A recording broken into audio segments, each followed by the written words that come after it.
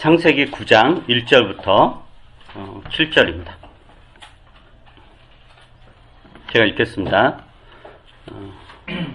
9장 1절부터 7절. 하나님이 노아와 그의 아들들에게 복을 주시며 말씀하셨다. 생육하고 번성하여 땅에 충만하여라. 땅에 사는 모든 짐승과 공중에 나는 모든 새와 땅 위를 기어다니는 모든 것과 바다에 사는 모든 물고기가 너희를 두려워하며 너희를 무서워할 것이다. 내가 이것들을 다 너희 손에 맡긴다. 살아 움직이는 모든 것이 너희의 먹거리가 될 것이다. 내가 전에 푸른 채소를 너희에게 먹거리로 준 것 같이 내가 이것들도 다 너희에게 준다. 그러나 고기를 먹을 때 피가 있는 채로 먹지는 말아라. 피에는 생명이 있다. 생명이 있는 피를 흘리게 하는 자는 내가 반드시 보복하겠다. 그것이 짐승이면 어떤 짐승이든지 그것에게도 보복하겠다. 사람이 같은 사람의 피를 흘리게 하면 그에게도 보복하겠다. 사람은 하나님 형상대로 지음을 받았으니 누구든지 사람을 죽인 자는 죽임을 당할 것이다. 너희는 생육하고 번성하며 땅에 편만하여 거기에서 번성하여라.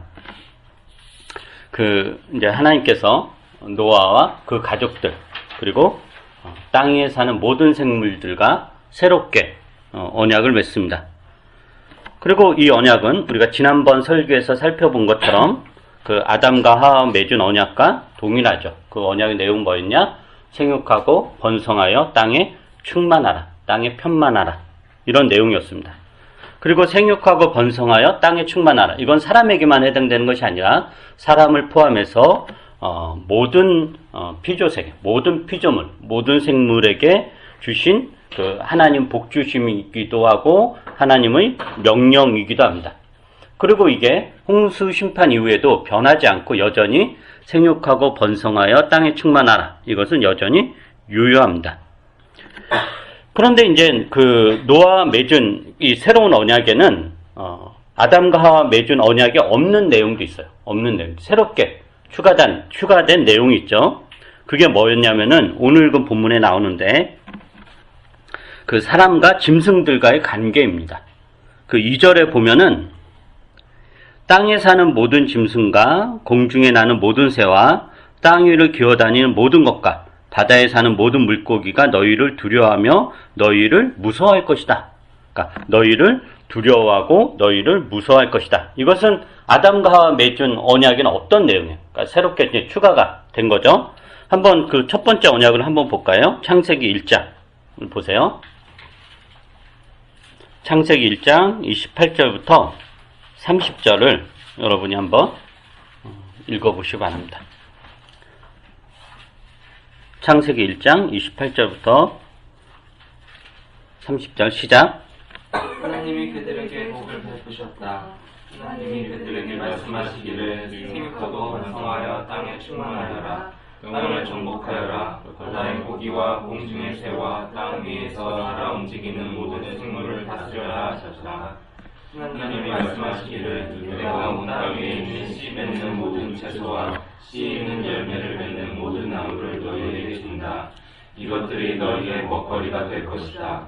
또 땅의 모든 짐승과 공중의 모든 새와 땅 위에 사는 모든 것, 곧 생명을 지닌 모든 것에게도 모든 푸른 풀을 먹거리로 준다 하시니 그대로 되었다. 네, 여기서 보면 아담과 하와에게 주신 복이 뭐였냐면은 생육하고 번성하여 땅에 충만하라. 땅을 정복하라. 그리고 바다의 고기와 공중의 새와 땅 위에서 살아 움직이는 모든 생물을 다스려라. 이렇게 이제 명령을 하셨어요. 그리고 그 다음에 또 뭘 하셨냐면은 씨 맺는 모든 채소, 즉 식물이죠. 식물을 먹거리로 주겠다. 근데 그게 이제 사람에게만 식물을 먹거리 주는 것이 아니라 사람을 포함해서 모든 피조물에게 식물을 먹거리로 줍니다. 그리고 이제 하나님은 아담과 하와에게 땅을 정복하고 모든 생물을 다스리라 라고 하죠.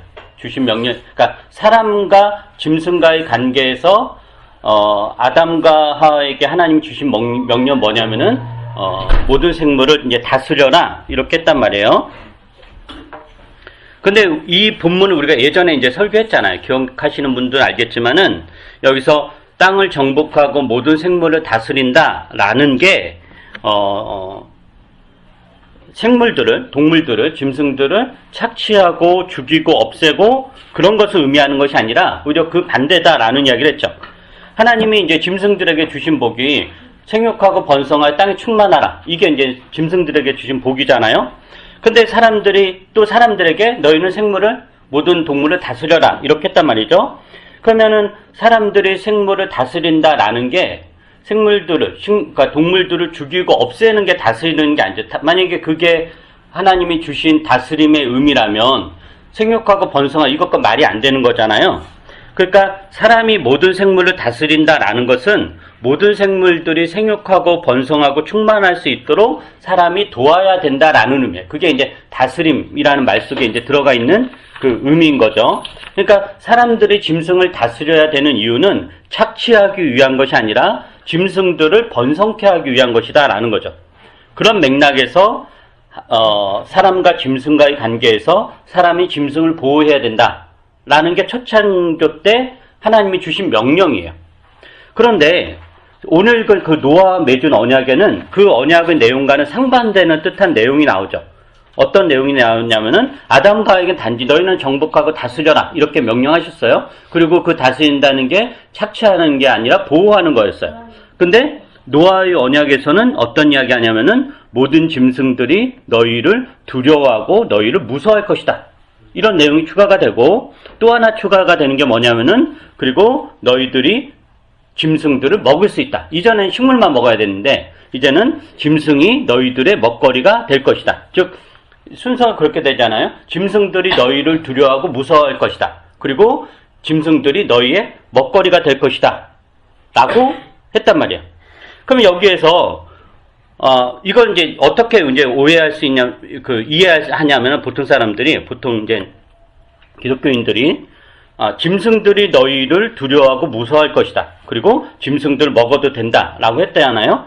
근데 이게 얼핏 보면 하나님이 우리가 이제 짐승들을 먹으려면 잡아야 되잖아요. 근데 잡기 쉬우려면 어떻게 해야 돼요? 짐승들이 기고만장하면 못 잡잖아요. 짐승들이 최소한 인간을 두려워하고 무서워해야 잡기가 쉽죠. 왜냐하면 기고만장하면 우리가 잡으려고 할 때 확 달려들 거 아니에요? 근데 우리를 두려워하고 무서워하면 내가 잡기가 쉬운 거잖아요. 그래서 그렇게 이제 이해를 하는 기독교인들이 되게 많아요. 근데 이제 그건 전혀 오해다라는 거예요. 왜냐면은, 왜 오해냐면은, 말이 안 되는 게, 하나님이 사람들에게, 짐승들에게 생육하고 번성하여 땅에 충만하라. 이 복을 주셨잖아요. 그거는 아담과 하와 때도 그랬고, 노아 때도 그랬어요. 그리고 인간에게는 어떤 책임을 주셨냐면은, 너희가 짐승들이 생육하고 번성할 수 있도록 도와야 된다. 너희 역할은 그거다라고 사람에게 그 명령을 하신 거예요. 그런데 하나님께서 그러한 관계를, 인간과 그런 짐승의 관계를 무서워하고 잡아먹는 관계를 만들었다. 이게 이제 말이 안 되는 거죠. 그렇게 얼핏 보이지만, 그럼 이제 이게 무슨 뜻일까라고 우리가 이제 좀 생각을 해봐야 돼. 이게 어떤 의미일까? 우선 하나님은 노아에게 짐승들이 너희를 두려워하고 너희를 무서워할 것이다. 그리고 내가 짐승들 너희에게 먹거리로 주겠다. 이렇게 말씀하셨어요. 근데 조건을 달아요. 조건이 뭐냐면은 피가 있는 채로 먹어서 안 된다라는 거죠. 그게 이제 4절부터 6절이에요. 한번 읽어보세요. 다시 9장으로 돌아가서 9장 4절부터 6절 시작. 그러나 고기를 먹을 때 피가 있는 채로 먹지는 말아라. 피에는 생명이 있다.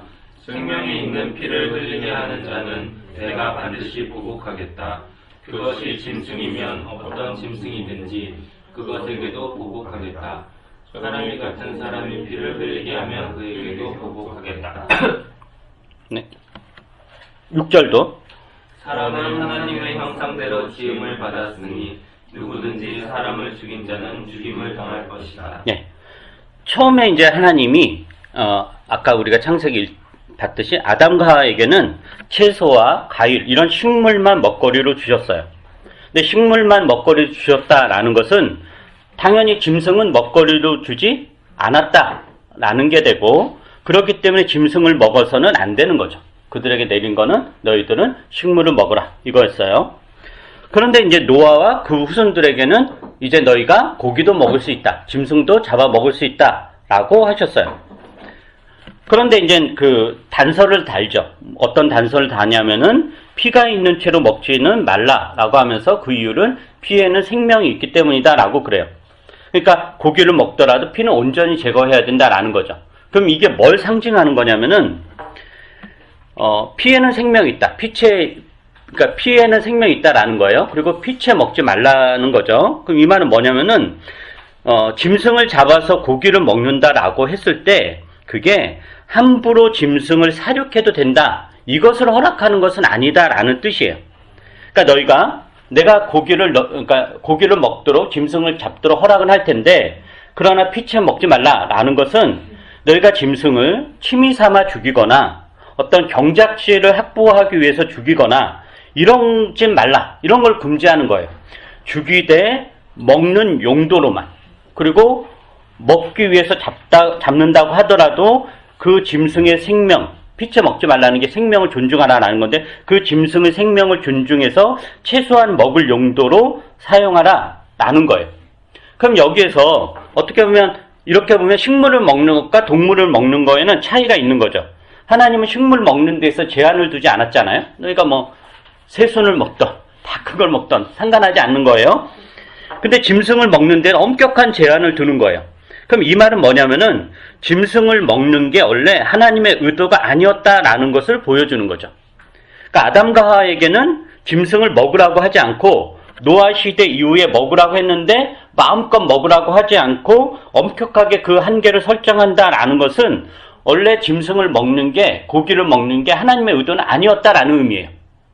그러면 왜 이런 변화가 생겼을까라는 거죠. 왜 하나님은 노아와 그 후손들에게 짐승을 먹을 수 있도록 허락하셨을까라는 거예요.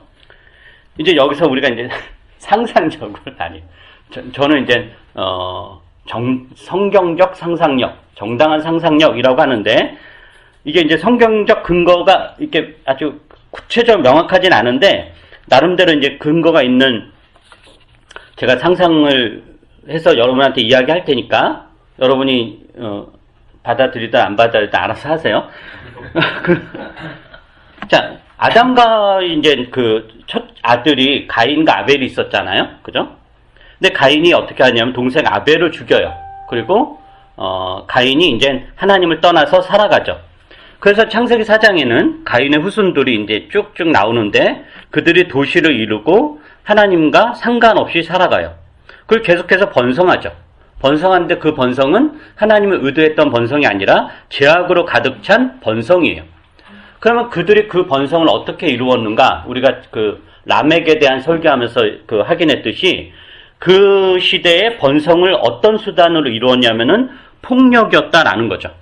그 라멕이 그 자랑을 하죠. 내가 얼마나 폭력적인가? 내가 얼마나 이 폭력으로 이것을 이루었는가? 이것을 자랑을 해요. 그들의 세력이 계속해서 번성을 하는 거예요. 그래서 노아 시대에는 그들이 어떻게 되냐? 세상의 주류가 되죠. 그러니까 노아 시대에 죄악이 관영했다. 죄악이 차고 넘쳤다라는 것은 가인의 후손들이 폭력의 방식으로, 폭력을 생존의 어떤 방식으로 채택하여서 번성을 했는데 노아 시대에는 그게 달했다라고 하는 거예요. 그런데 한번 이런 생각을 해보세요, 여러분이. 그러면 이 하나님을 떠난 가인의 후손들이 폭력의 방식으로 번성을 이루었는데 그럼 이 사람들은 고기를 먹었을까요? 성경에 그런 건 안 나오죠. 뭐 고기를 먹었네 이런 건 안 나와요. 근데 그들이 고기를 먹었을까? 하나님이 아담과 하에게 명령하셨던 대로 식물만 먹거리를 삼았을까? 그게 아닐 수도 있다라는 거죠. 왜냐하면은 가인의 후손들은 하나님이 허락하지 않은 일을 하고 하나님의 뜻과는 상관없이 살아갔고 폭력을 그들의 어떤 생존 방식으로 살아갔기 때문에 사람에게만 폭력의 방식으로 대한 것이 아니라 하나님이 보호하라고 맡겨준 그 짐승들을 대하는 방식도 굉장히 폭력적이었을 거다라고 우리가 추측할 수 있습니다. 그래서 하나님이 허락하지 않은 고기를 즐겨 먹었을 것이고 그리고 그러한 풍습은 노아 시대의 흔한 일이었을 것입니다. 그리고 이들은 고기를 먹기 위해서 짐승을 마음껏 죽였을 것이고 생명에 대한 존중 없이 짐승을 먹거리 수단으로만 혹은 자신들의 경작지를 개척하기 위해서 짐승들을 몰살시키는 무자비하게 때려잡고 피를 흘리는 짐승을 피채 먹고 이랬을 거다라고 우리가 추측할 수 있습니다. 가인의 시대 이후로 인류를 지배한 생존 원칙이 폭력이었는데 그 폭력이 사람 간에만 일어난 것이 아니라 사람이 피조물을 대하는 방식도 폭력적이었을 거다. 사람만 잔인하게 죽인 것이 아니라 짐승들도 무자비하게 죽였을 거다라고 우리가 추론할 수 있습니다. 자, 그럼 이제 생각을 해보세요. 인간의 그런 무자비한 폭력에 짐승들이 계속 속수무책을 당한 거예요. 방어책이 없으니까. 그렇게 당한다면 짐승들이 인간을 어떻게 볼까요? 아담과 하와 때는 하나님이 더 돕고 돕는 관계로 해서 되게 친화적이었죠. 근데 가인 시대 이후로 짐승들에 대해서 무자비하고 폭력적으로 오랜 세월을 몇백 년, 몇천 년 이상 그렇게 대한 거 아니에요? 그렇게 대하다 보면 짐승들이 사람을 어떻게 대하겠어요? 당연히 두려워하고 무서워하죠. 즉 하나님이 노아에게 땅에 사는 모든 생물들이 너희를 두려워하고 무서워할 것이다 라고 말씀하셨는데, 그것은 하나님이 모든 생물들이 사람을 무서워하고 두려워하게 만들었다라는 것이 아니야. 즉 그렇게 하나님 본질적인 것을 바꾸었다는 것이 아니라 인간의 잔인한 폭력으로 인해 모든 생물들이 사람을 무서워하고 두려워하게 되었다라는 뜻인 거예요. 그거에 대한 설명을 하나님이 하시는 거죠. 그래서 이렇게 보면 그 9장 10절 보세요. 9장 10절 하반절에 보면 내가 이것들을 다 너희에게 맡긴다라는 말씀 있잖아요. 이 말씀의 해석이 가능한 거예요. 되게 오늘 지금 그러니까 현대 이제 많은 기독교인들이 이 본문을 어떻게 해석하냐 이렇게 해석해요. 다 맡긴다라는 것을 모든 생물들이 다 너희를 무서워하고 두려워할 것이다. 그리고 내가 이것을 다 너희한테 맡길 테니까 너희들은 언제든지 잡아서 고기를 먹어도 된다. 왜 맡겼으니까 니네 마음대로 해야 된다. 이렇게 이제 오해를 해서 막 이 인간이 만물의 영장이다. 그러면서 이제 인간 이외의 동물들을 착취하는 걸 되게 너무 정당화하잖아요. 그러니까 내가 너희들의 먹거리를 맡긴 거니까 언제든지 마음껏 잡아먹어도 된다. 이런 식으로 해석하는데 그렇지 않다라는 거죠. 근데 이거를 너희를 두려워하고 무서워할 것이다. 이게 하나님이 만든 게 아니라 인간의 잔인한 사륙과 폭력으로 인해 생긴 짐승들의 상태를 하나님이 묘사하는 거라면, 이 짐승들이 너희를 두려워하고 무서워할 것이다 이렇게 묘사하는 거라면은 10절 하반절에 나오는 내가 이것들을 다 너희에게 맡긴다 라는 말씀을 다르게 해석할 수 있어요. 어떻게 해석하냐? 보호하는 것, 이렇게 해석할 수 있죠. 그러니까 맡긴다라는 게 착취한다는 것이 아니라 보호해야 된다, 지켜야 된다, 이렇게 해석을 할 수 있는 거예요. 그러니까 짐승들이 지금 인간들의 잔인한 사륙과 폭력으로 너희들을 두려워하고 무서워한다. 그러니까 너희들은 더욱더 세심하게 그들을 보호하고 지켜야 된다. 짐승들이 생육하고 번성하고 땅에 충만할 수 있도록 인간 너희들은 더욱더 애를 써야 된다. 너희들을 두려워하고 무서워하는 이 짐승들을 내가 너희에게 맡길 테니까 너희들은 더욱더 세밀하게 대해야 된다. 이런 의미인 거예요. 이게 더 설득력 있지 않나요? 너희들을 무서워하고 두려워하니까 너희들을 맡길 테니까 그때 잡아먹어라. 이런 건 말이 안 되는 거잖아요. 근데 대부분 기독교인들이 그렇게 이제 이 본문을 해석해서 짐승 잡아먹고 막 하는 걸 아무런 거리낌 없이 한다라는 거죠. 여러분이 이제 강아지 키우고 고양이 키우는 분이 있을 텐데 그 동물 키우시는 분들은 알 거예요. 그런 동물농장 이런 데 나오잖아요. 사람에게 폭력을 당해서 상처를 입은 동물들은 사람들이 오는 것을 매우 경계하고 무서워하죠. 숨고. 아니면 날을 세우고 대들거나 꼬리를 감추고 숨어요. 근데 이제 어떤 사람이 그런 반려묘를 잠시 동안 나에게 맡겼다고 쳐봐요. 그럼 그 동물들 우리가 어떻게 대해야 될까요? 소리친다고 때리면 더 난리가 나겠죠. 그럼 안 되죠. 그들이 경계를 풀 수 있도록 내가 너를 해치지 않는다 라는 메시지를 알 수 있도록 천천히 아주 세심하게 접근해야죠. 함부로 대하거나 막대하지 않죠. 소리를 지르거나 윽박지르지 않는 거죠. 그럼 사람도 마찬가지예요. 상처받은 사람에 대해서 대하는 것도 폭력적으로 대하지 않고 부드럽게 평화적으로 대해요. 그렇게 하는 게 맡긴다라는 거에 부합하는 행동이에요.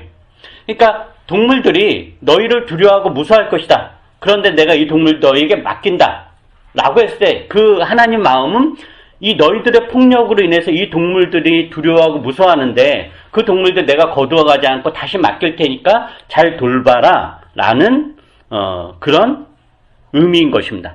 잡아먹고 죽이고 학대하고 그런 뜻이 아니다 라는 거죠. 그렇다면 이제 우리가 어떤 의문이 드냐면 이런 의문이 또 들어야 돼요.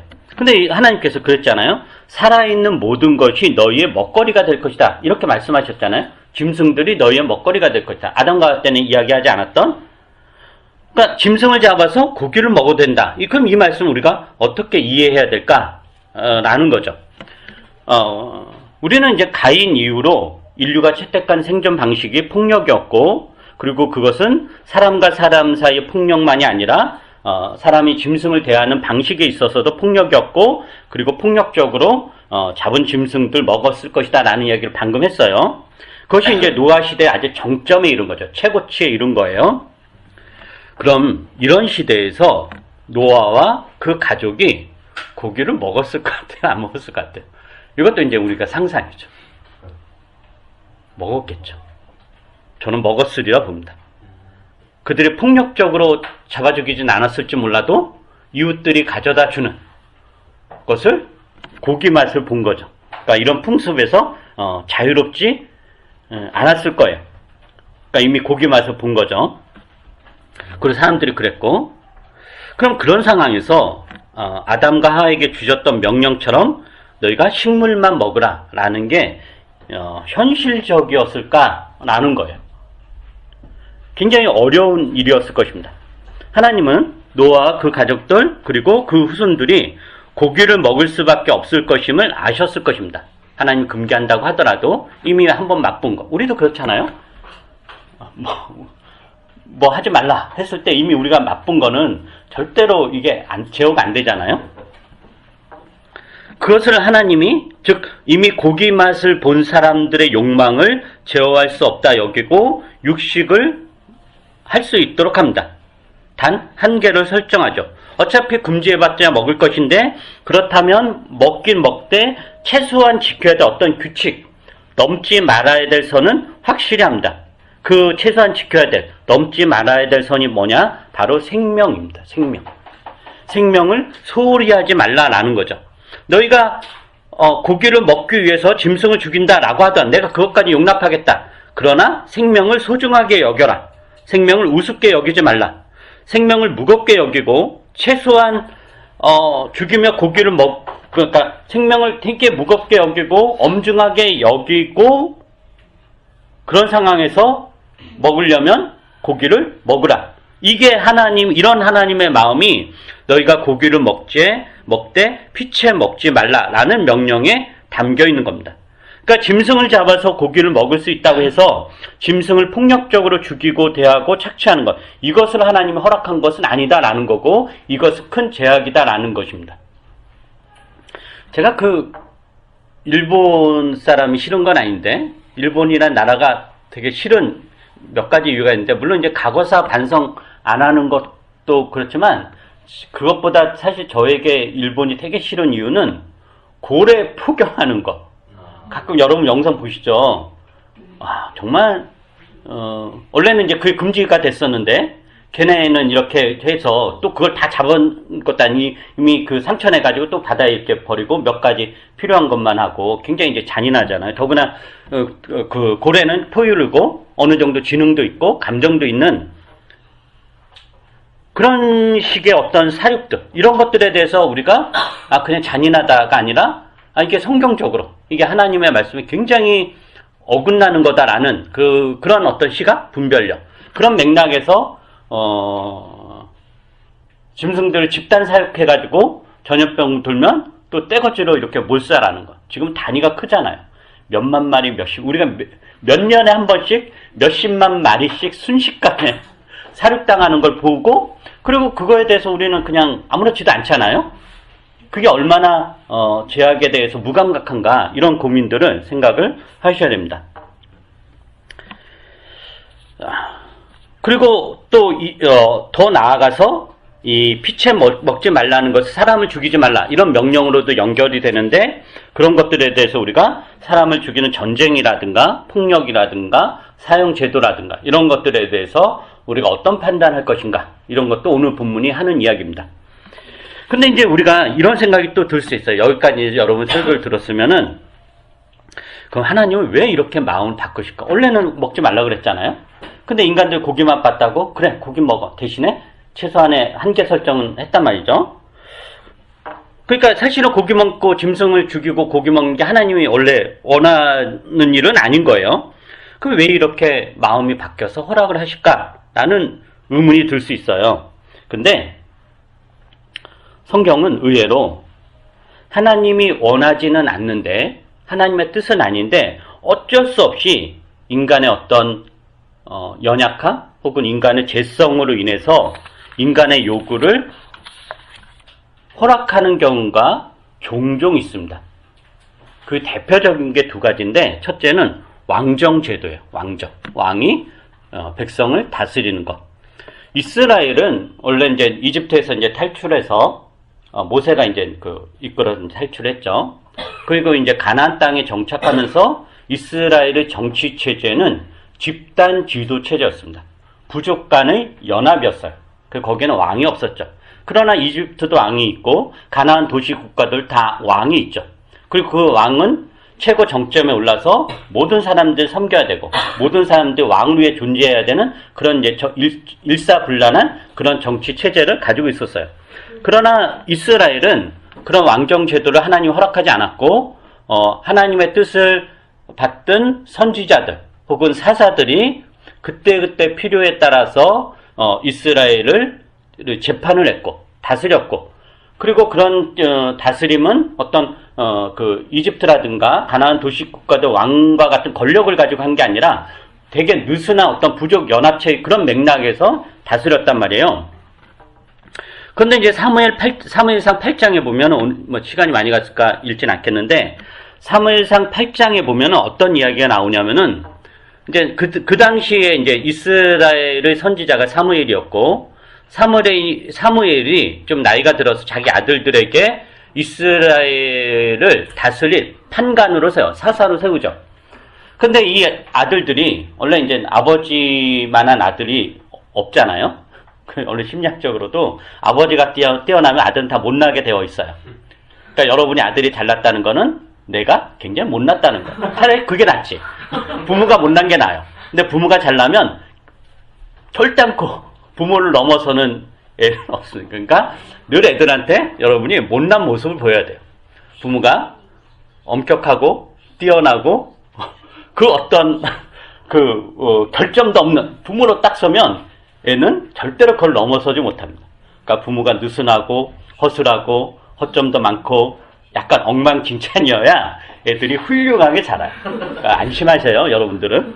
어쨌든 그러니까 사무엘이 너무 완벽했던 거죠. 사무엘이. 그래서 그 아들들 개차반이 돼요. 그래서 이스라엘 엉망진창을 다스니까 이스라엘 백성은 화가 나가지고 지도자들이 사무엘에게 와서 우리가 도저히 못 살겠다. 우리도 이방 나라들처럼 이집트나 가나안 도시 국가들처럼 왕을 세워달라라고 요구를 해요. 그러니까 사무엘이 삐져요. 이것들이 나를 배신해? 그래서 하나님께 막 이제 아뢰는 거예요. 저들이 그런다. 그러니까 하나님께서 뭐라고 하냐면은 저들이 너를 거부하는 게 아니라 나를 거부하는 거다. 그래서 만약에 왕이 들어서면 왕은 이러이러한 짓을 할 거다. 너희들은 왕이 세워지면 왕이 너희들을 보호할 거라고 생각하지만 실제로 왕이 세워지면 너희를 보호하는 것이 너희를 착취할 것이다 라고 하면서 왕정제도에 대해 하나님이 부정적으로 이야기해요. 절대 안 된다. 그래서 이제 사무엘이 다시 이스라엘 백성들 가가지고 하나님 말씀을 전해요. 그러니까 이제 한번 그들은 이방 나라들 왕정제도를 맛봤잖아요. 그러니까 결단코 그 고집을 꺾지 않죠. 그래서 다시 우리는 뭐 어떻게든 상관없어요. 왕주세 막 그랬던 거예요. 그래서 하나님이 어쩔 수 없이 그래 너희가 왕을 구하는데 내 뜻은 아니지만 어쩔 수 없이 니네가 구하니까 내가 허락하겠다 하면서 그 왕 구하는 것을 허락을 해요. 그러니까 하나님은 이스라엘의 왕정국가가 되는 것을 원하지 않았던 거예요. 근데 이 요구도 당신에 대한 불신앙으로 받아들인 거죠. 저것들이 나를 안 믿고 왕을 믿는구나. 이렇게 불신앙으로 받아들였어요. 근데 우리가 그렇게 생각하면 당연히 하나님이 끝까지 거부했어야 되는 거 아니에요? 그러나 하나님은 거부하지 않고 어쩔 수 없이 그 왕정제도를 허락을 해요. 그리고 어떤 제한을 두냐면은 그래 너희들이 요구하니까 내가 어쩔 수 없이 세워준다만 그 왕은 이방 나라들의 왕과는 달리 이러이러하게 달라야 된다 라는 제한을 엄격하게 두면서 왕정제도를 허락을 하죠. 그래서 실제로 왕정제도가 도입이 되었지만 그 왕정제도가 이스라엘을 부흥시키는 것은 잠깐이었고 더 망하게 하는 시기 된 거죠. 그 다음에 또 하나 예가 뭐가 있냐면 이혼이에요, 이혼. 그 마가복음 10장에 여러분이 보시면은 어떤 이야기가 나오냐면은 바리새파 사람들 예수님에게 와서 뭐라고 말하냐면은 남편이 아내를 버려도 됩니까? 라고 물어요. 그러니까 예수님이 바리새파 사람들 뭐라고 말하냐면은 예수님이 그러니까 바리새파 사람들에게 율법에는 뭐라고 되어 있느냐라고 되물어요. 그러니까 바리새파 사람들이 모세 율법에 보면 이혼 증서를 써주고 아내를 버리는 것을 허락하였다라고 그래요. 그래서 예수님 뭐라고 굉장히 이런 말씀하시죠. 모세가 이혼 증서를 써주고 아내를 버려도 된다라고 허락한 이유는 그게 하나님의 원래 뜻이어서가 아니라 너희들의 완악한 마음 때문에 어쩔 수 없이 그렇게 한 거다라고 말해요. 그럼 이게 무슨 말이냐면은 모세 율법에 그 이혼 율법이 나온 이유는 당시 뭐 고대 근동 사회는 마찬가지고 가부장적 사회였고 여자는 사람이 아니라 일종의 물건이었어요. 그러니까 결혼을 해도 남편이 그 아내가 마음에 안 들면 언제 아무런 이유 없이 그 어떤 보호장치 없이 쫓아낼 수 있었어요. 쉽게 버릴 수 있었단 말이죠. 그런 상황에서 이혼하면 절대 안 돼. 이게 통하지가 않는 거잖아요. 그래서 어쩔 수 없이 이혼을 허락하는데 어떤 제한을 두냐면은 그러면 좋다. 너희가 그렇게 버릴 거면 이혼할 거면 이혼하되 최소한 이혼 증서는 써줘라. 그러니까 이혼 증서는 당시 고대 사회에서 그 쫓겨난 여자는 생존에 대한 모든 방어책이 무너진 거예요. 그러니까 완전히 길거리에 나가는 거죠. 그러니까 완전히 생존을 할 수 없는 거예요. 더구나 이제 뭐 쫓겨난 거니까, 이혼을 당한 거니까 남편이 쫓아낸 거잖아요. 그러면 최소한 이혼당한 이 여자가, 이 아내가 최소한적으로 살아가기 위해서는 뭐 증서가 있어야 돼요. 합당하게 이혼했다라는. 그러니까 그거라도 써줘서 보내라 라는 맥락에서 그걸 한 거예요. 그래서 예수님이 원래 하나님은 그 뜻은 아니었는데, 원래 그런 게 원하는 건 아니었는데 너희들의 완악한 마음 때문에 어쩔 수 없이 이렇게 한 거다라고 이야기를 한 거죠. 그러니까 하나님이 노아와 그 가족들에게 고기 먹는 것을 허락한 것은 짐승을 죽이고 하는 것을 하나님이 좋아하신 것이 아니라 사람의 욕망과 욕심을 고려해서 어쩔 수 없이 허락한 것이고, 그래서 최소한의 금기사항을 둔 거예요. 일종의 마지노선을 둔 거죠. 너희의 죄악과 욕심으로 인해 내가 허락하지만 최소한 이것만큼 하지 말라. 피채 먹지는 말라. 그게 실제로 물리적으로 피를 먹지 말라는 뜻이 아니라 생명을 존중하라. 즉 왕정제도나 이혼제도도 하나님이 그것을 기뻐하진 않지만 인간의 욕심과 욕망을 모두 막을 수 없다라는 현실적 고려를 하신 것이고, 그렇다면 그것을 허락하되 더 큰 제약으로 빠지지 않도록 최소한의 장치를 두신 것입니다. 그리고 그 최소한의 장치, 즉 마지노선의 원칙은 뭐냐? 생육과 번성과 충만함이 어떻게 해서든지 이루어지도록 하는 거죠.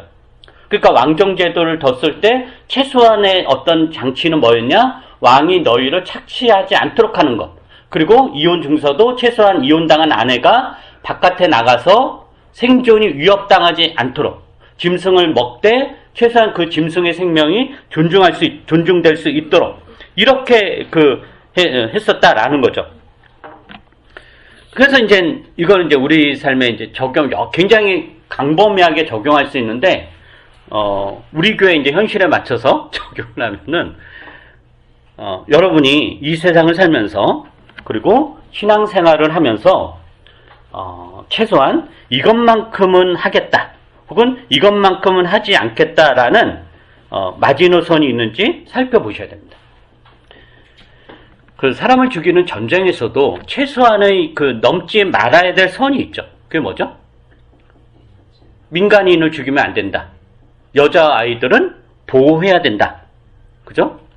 배가 이렇게 난파되었을 때, 배가 이제 이렇게 무너져고 이제 가라앉을 때도 거기서 최소한의 룰은 뭐냐? 생명을 구하는 데 있어서 룰이라는 게 있잖아요. 가장 기본적인 거. 약자와 아이와 먼저 구한다. 이런 게 있죠. 그 세월호 때 난리가 났던 게 그 선장이 그런 룰을 어기고 지 혼자 이제 소급바람이 나온 거였잖아요.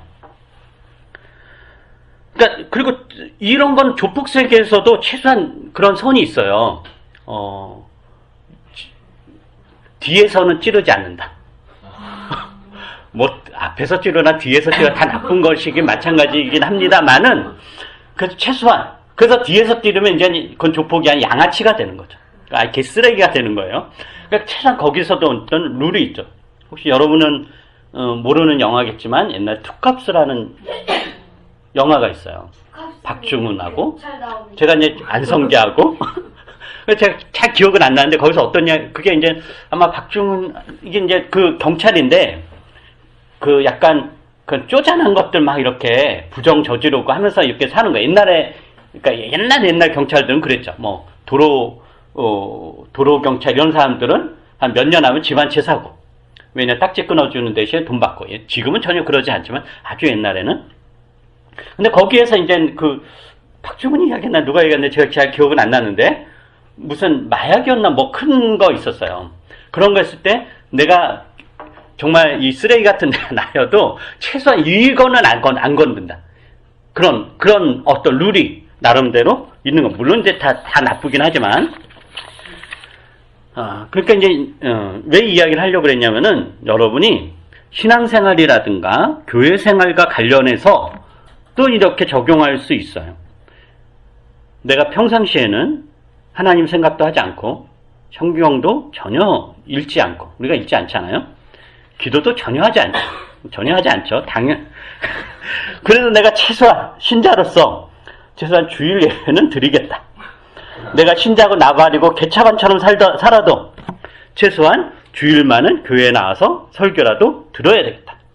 최소한도의 이것만은 반드시 하겠다. 이것만은 지키겠다라는 선이 있어야 됩니다.